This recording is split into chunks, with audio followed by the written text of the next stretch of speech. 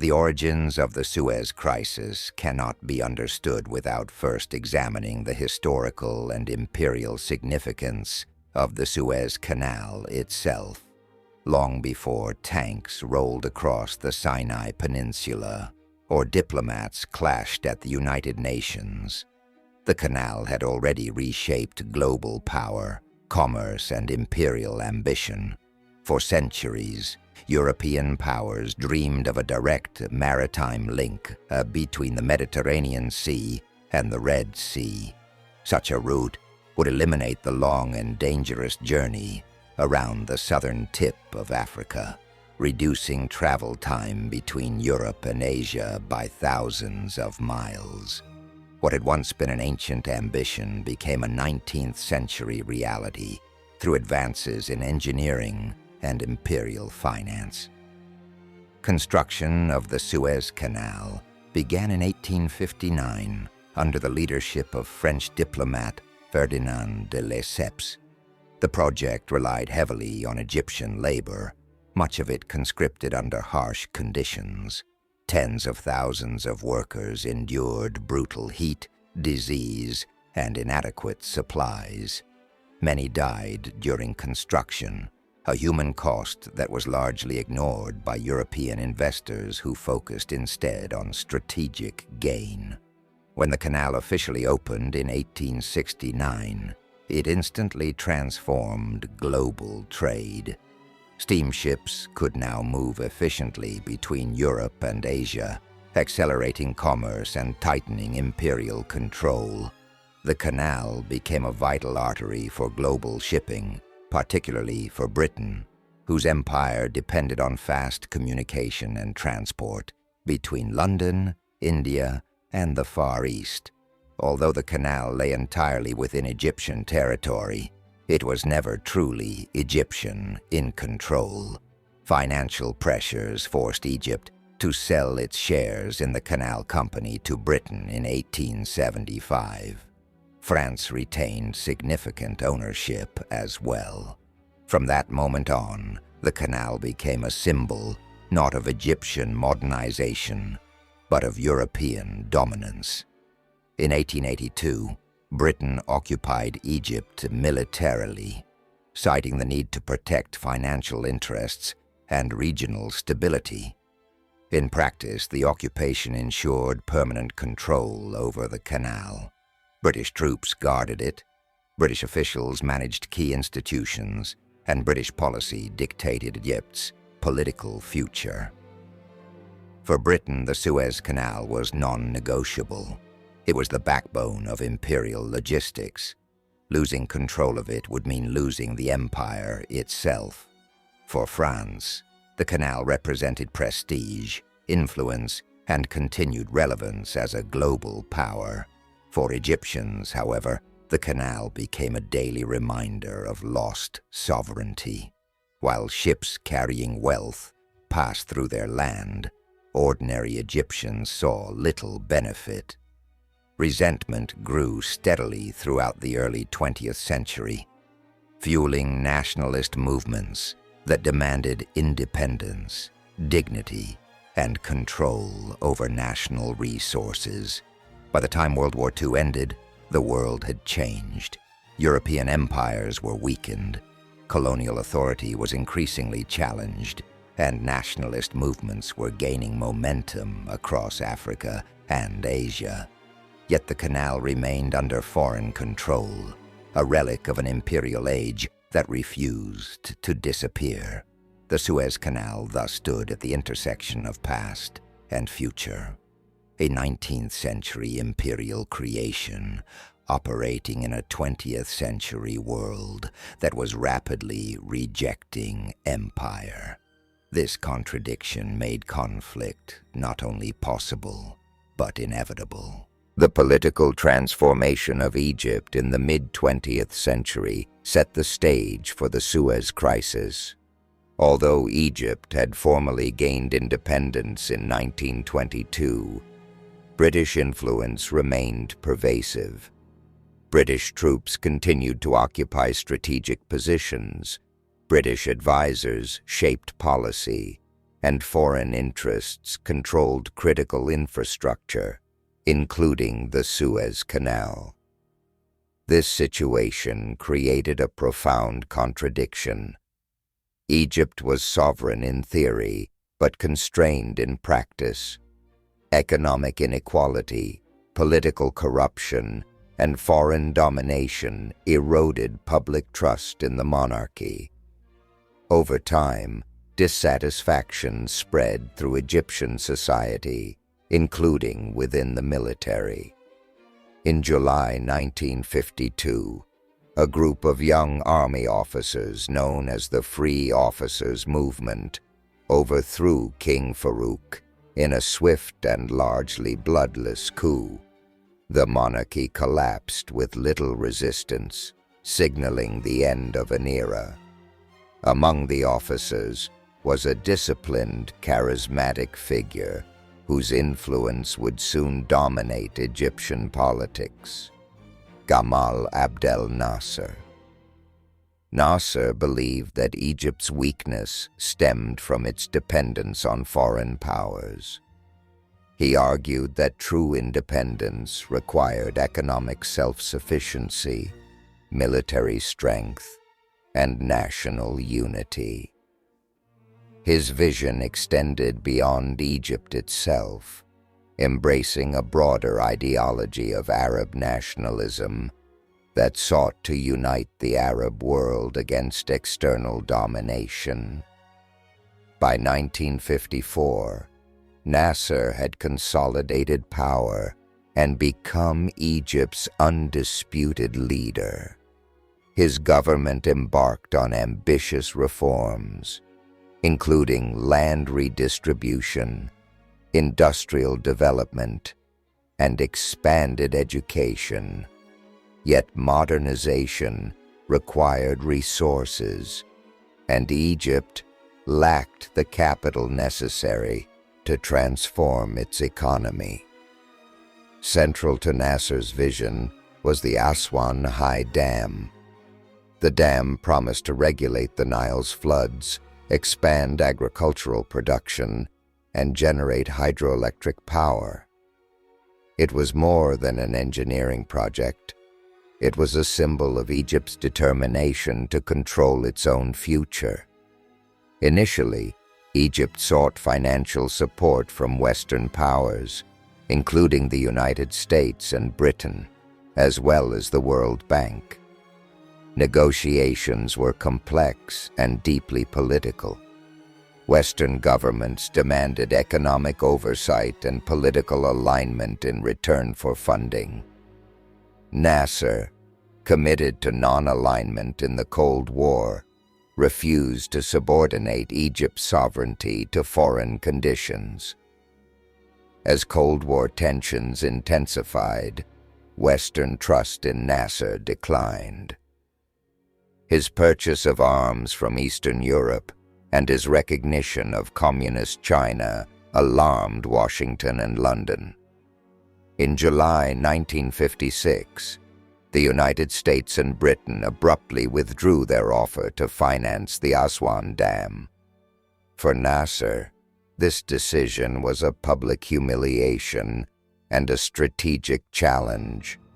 It confirmed his belief that Egypt could not rely on former colonial powers. Faced with limited options, he turned toward Egypt's most valuable asset, the Suez Canal. On July 26, 1956, during a speech commemorating the revolution, Nasser announced the nationalization of the Suez Canal Company. The canal, he declared, would be placed under Egyptian control, and its revenues would finance the Aswan Dam. The announcement electrified Egypt and the wider Arab world. Crowds celebrated what they saw as a long-overdue assertion of sovereignty. For millions, Nasser became the embodiment of resistance against imperial domination.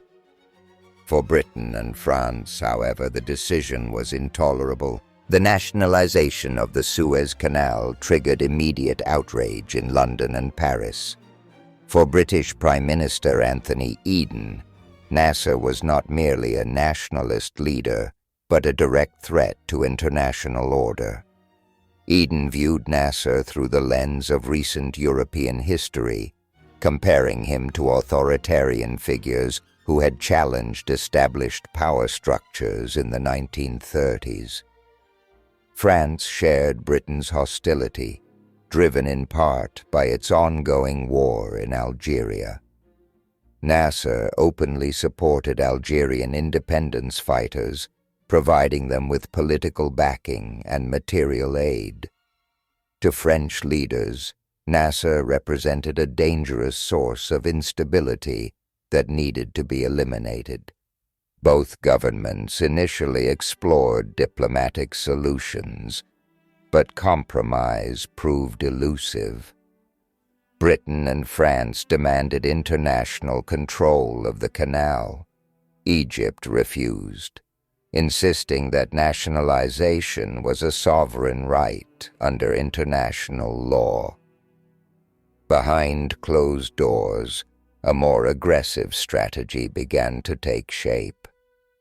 Britain and France recognized that direct military action would provoke international condemnation, particularly from the United States. Instead, they sought a pretext that would allow intervention under the guise of peacekeeping. That pretext emerged through secret coordination with Israel. Israel had its own reasons for confrontation. Egyptian blockades restricted Israeli shipping, and border clashes were frequent. In October 1956, representatives of Britain, France, and Israel met secretly near Paris. The result was the Protocol of Sèvres, a clandestine agreement that outlined a coordinated military plan. Under the plan, Israel would invade Egypt's Sinai Peninsula. Britain and France would then issue an ultimatum demanding that both sides withdraw from the Canal Zone. When Egypt inevitably refused, Anglo-French forces would intervene, claiming to protect international shipping and restore order. The true objective was regime change. Nasser was to be removed, and foreign control over the canal restored. The secrecy of the plan was deliberate. Even key allies, including the United States, were kept unaware. The conspirators believed that military success would force acceptance of the outcome. On October 29, 1956, Israeli forces launched their invasion of Sinai. The operation was swift and effective. Within days, Israeli troops advanced toward the Canal Zone. As planned, Britain and France issued their ultimatum. Egypt rejected it. British and French airstrikes began almost immediately, targeting Egyptian airfields and infrastructure. Paratroopers landed near Port Said, and naval forces moved into position. From a military standpoint, the operation appeared successful.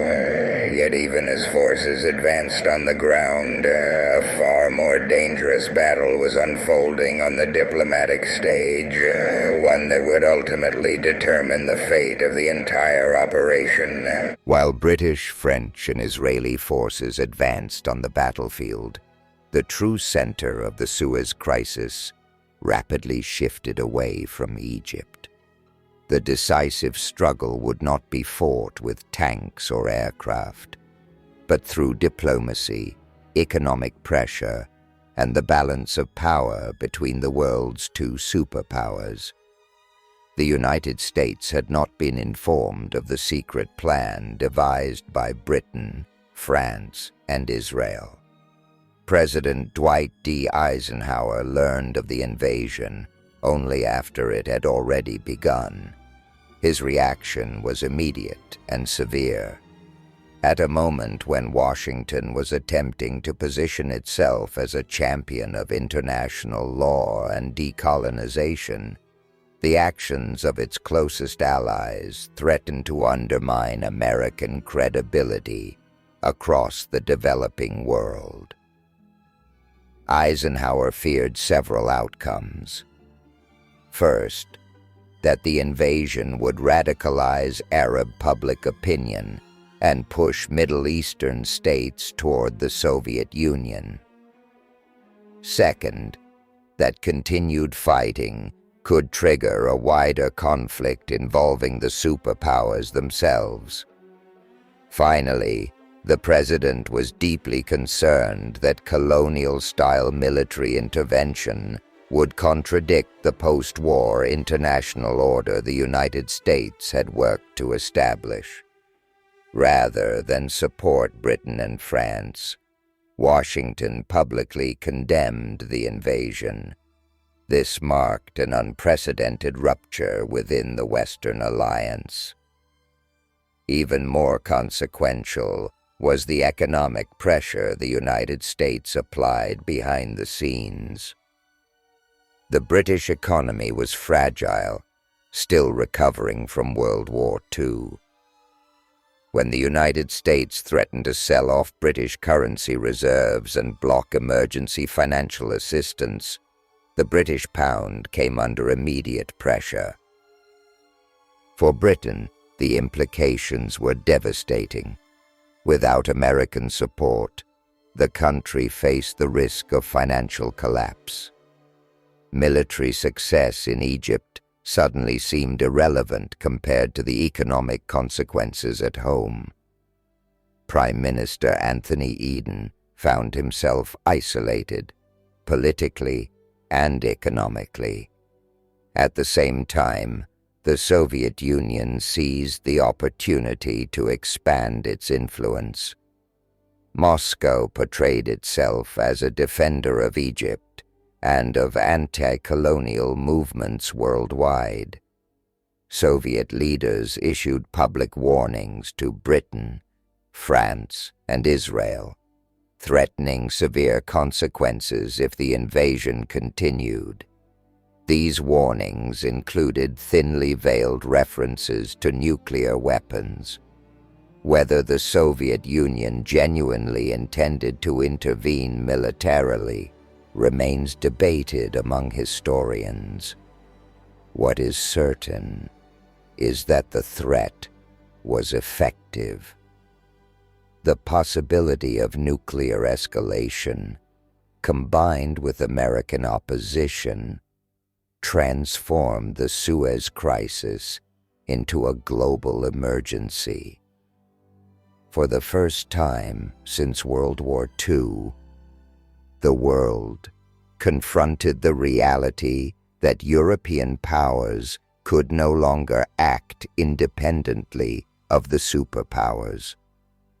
The crisis exposed the new hierarchy of global power, in which decisions made in Washington and Moscow outweighed those made in London and Paris. The battlefield victory of Britain and France now stood in sharp contrast to their diplomatic isolation.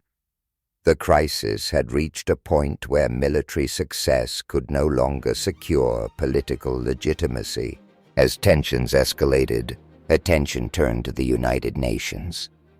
Founded in the aftermath of World War II, the organization had struggled to assert itself in major international crises.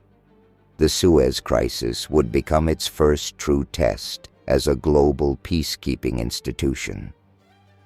At the urging of the United States and other non-aligned states, an emergency session of the United Nations General Assembly was convened. The Security Council, paralyzed by vetoes, proved unable to act decisively. Instead, the General Assembly took the unprecedented step of asserting its authority.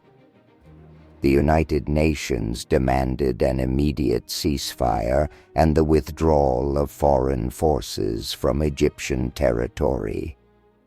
To enforce this decision, it authorized the creation of the United Nations Emergency Force, the first peacekeeping mission in UN history.